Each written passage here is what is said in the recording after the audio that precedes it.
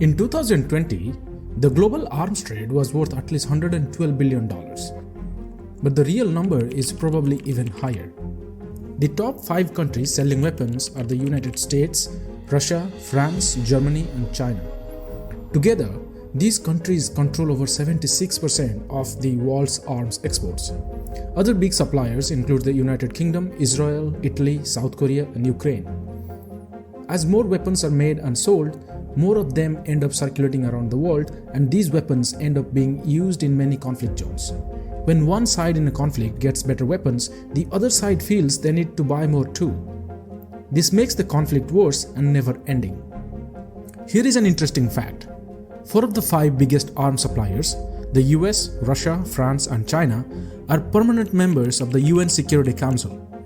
This gives them veto power, which makes it hard to regulate the arms trade. Countries always want the latest and the most advanced weapons, which leads to more and more arms being spread around. This causes global instability. One big reason for this instability is that the companies making these weapons don't always care if those weapons end up in the wrong hands. The US is the biggest maker and seller of weapons in the world. It sells weapons to almost 107 countries, with almost half going to the UAE and Saudi Arabia. The US exported 17% more weapons between 2019 to 23 as compared to 2014 and 18. During this time, America's share of global arms exports rose from 34% to 42%. The next 2 biggest arms exporters are France and Russia, and America alone sells more than these 2 countries combined.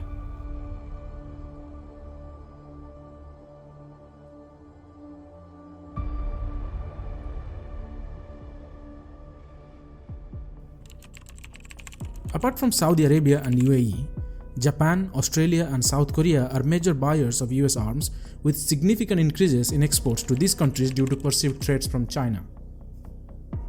Between 2019 and 23, 28% of US arms exports went to Europe, and this number was just 11% between 2014 and 18. During this time, Ukraine alone received almost 5% of all US arms exports. The US sold 420 combat aircrafts between 2019 and 23, and this includes 249 advanced F-35s to 10 countries. They also have many pending arms export deliveries, including 1,071 combat aircrafts, of which 785 are F-35s. The US selling weapons to the Middle East is very controversial because many of these weapons are used in the ongoing war in Yemen. The situation in the Middle East is getting worse with conflicts involving Israel, Iran, and Lebanon. But as the situation continues to get worse, the US is more likely to supply more weapons in the region for years to come. So you see, it's a never-ending cycle. Between 2013 and 2017, 49% of US arms exports went to the Middle East, followed by Asia and Australia. Countries important to the US, either because they are in conflict or feel threatened, receive a lot of US weapons. For example, Australia buys US weapons to strengthen against countries like China and Indonesia, and Saudi Arabia and the UAE buy them to counter Iran. This makes US arms supply a key tool in its foreign policy. 18% of US arms exports go to Saudi Arabia, and between 2008 and 2017, these exports increased by 448%, almost 4.5 times. So conflicts leads to weapons, leads to more conflicts, and leads to more weapons. And the cycle never ends.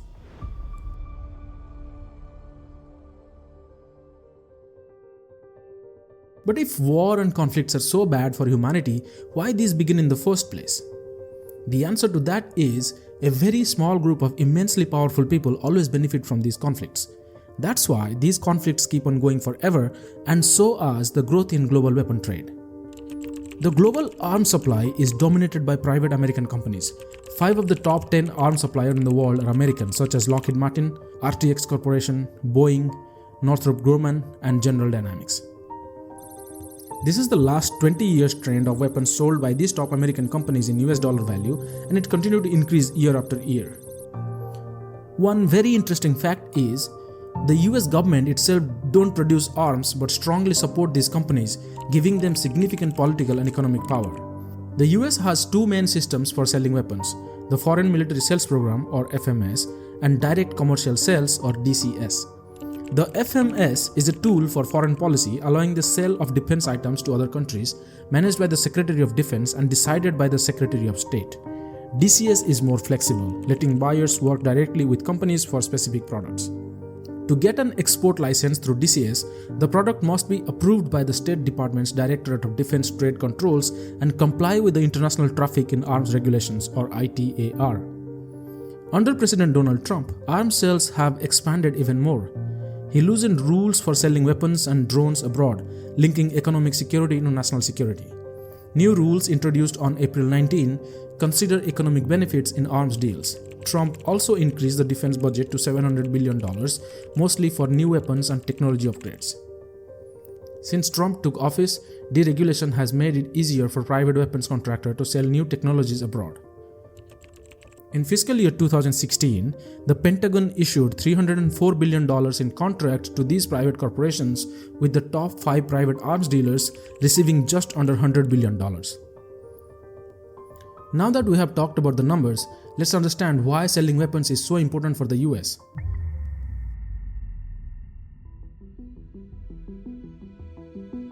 The US is the world's largest arms exporter, controlling nearly 40% of the global arms trade, which is almost double than what Russia does. For over 70 years, the US has used arms sales and military cooperation to build and maintain international partnerships. Each year, billions of dollars in arms sales and security assistance are seen by the US policymakers as crucial investments. These sales support US security interests and provide political influence over other countries. Let's understand how. The US believes that security cooperation is essential for maintaining its international partnerships. This belief makes it hard to stop or limit arms sales, even when there are concerns about human rights violations, corruption, or poor governance. The fear is that if the US don't sell arms, other countries will, and those partners might turn to US rivals for their defense needs. That's why the US keeps selling weapons to other countries, even if those countries do things that might not be good for the US. This is because stopping these sales might reduce US influence and let other countries step in. Most countries cannot make all their own defense equipment, so they need to buy it from other countries. This makes them dependent on the selling country, giving the seller some control over the buyer. And this dependency is affected by several factors. The number one factor is threat perception. This is defined by how much the buying country feels threatened and needs military equipment. If the threat perception is high, the country is likely to buy more weapons. If the threat perception is low, then the buying country can have more leverage to switch suppliers. The second factor is self-sufficiency. This can be defined by how much the buying country can produce its own weapons. If the country don't have the necessary infrastructure to manufacture its own weapons, it will buy from other countries. And the third factor is diversification, and this is defined by how many different suppliers the buying country has. And the availability of other suppliers depends on various factors such as number of other producers, financial resources of the buying country, flexibility in ideology, diplomatic isolation, and ability to switch to new weapon systems. The buying country also needs to have the ability to continuously buy parts, integrate training, maintenance, and sustainment to keep using weapons in the long run. These factors help decide the cost of finding new arms suppliers and can make it hard or expensive to switch suppliers, which is why many countries stick with their original supplier. Another important aspect of this dependency is that because most countries cannot manufacture their own weapons, their dependency gives the selling country some control or influence over the buying country. Let's call this control or influence arms dependency leverage. And the US used this arms dependency leverage as a currency to buy its way into influencing policies of other countries. By making these countries reliant on US weapons and support, the US can ensure that these countries align with its interests and policies. Now that you understood this, let's talk about compatibility. When it comes to buying weapons, the type of weapon matters.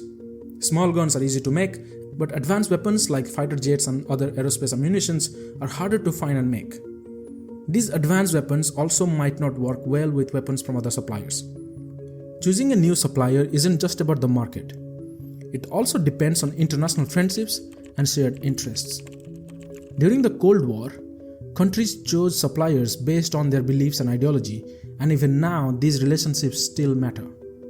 This is what gives the US a huge leverage because the US was very early into the weapon business. So, if a country wants to switch suppliers, finding a new one is just the first step. They also need new supply chains, maintenance, and ways to make the new weapons work with the old ones. Sometimes making different weapons work together is too expensive or impossible, making it a big challenge. Also, switching to a new arms supplier can risk damaging existing international relationships that are needed to maintain the current systems. This can hurt the readiness of a country's military. Financial factors also play a big role.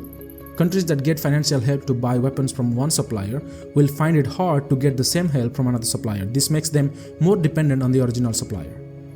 Finally, the decision to switch suppliers depends on the conditions set by the original supplier. If the conditions are too harsh and go against the country's interest, they might look for alternatives. Big suspensions like an arms embargo can force a country to find new suppliers, while smaller suspensions are less likely to make them switch. One main goal of US arms sales is to gain influence over other countries. This influence comes from the dependency created by the limited availability of arms. If a country could easily get weapons from many sources, the US wouldn't have much leverage.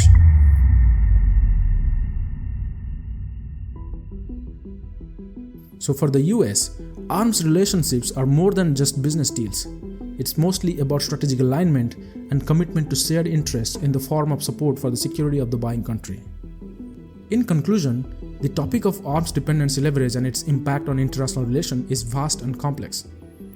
There are many factors at play, from the type of weapons involved to the strategic relationship between the countries. While I have touched on some key points in an easy-to-understand way, there is much more to explore. People can dive deeper into this topic and may have different interpretations of these geopolitical matters. My goal was to provide a clear and honest overview of some important aspects. Thank you for watching, and I'll see you in the next one.